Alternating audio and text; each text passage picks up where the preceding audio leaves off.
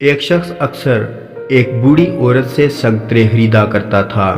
وزن و پیمائش اور قیمت کی ادائیگی سے فارغ ہو کر وہ سنترے کو چاک کرتا اور ایک دانہ اپنے منہ میں ڈال کے شکایت کرتا کہ یہ تو کھٹے ہیں، اور یہ کہہ کے وہ سنترا اس بوڑھی عورت کے حوالے کر دیتا۔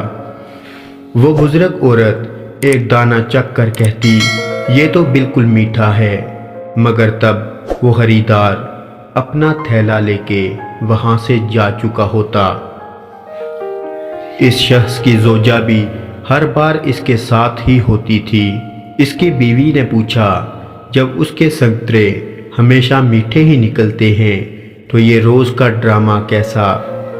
اس شخص نے مسکرا کر جواب دیا، وہ بوڑھی ماں میٹھے سنترے ہی بیچتی ہیں، مگر غربت کی وجہ سے وہ خود اس کو کھانے سے محروم ہیں۔ اس ترکیب میں ان کو ایک سنترا بلا کسی قیمت کے کھلانے میں کامیاب ہو جاتا ہوں، بس اتنی سی بات ہے۔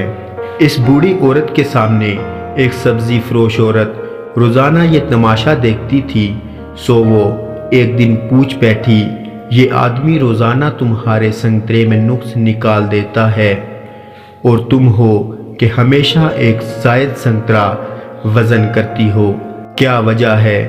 یہ سن کر بوڑھی عورت کے لبوں پر مسکراہٹ کھل گئی اور وہ بولی، میں جانتی ہوں کہ وہ ایسے مجھے ایک سنترا کھلانے کے لیے ایسا کرتا ہے، اور وہ یہ سوچ بیٹھا کہ میں اس سے بیگانی ہوں، میں کبھی زیادہ وزن نہیں کرتی، یہ تو اس کی محبت ہے جو ترازو کے پلے کو بوجھل کر دیتی ہے۔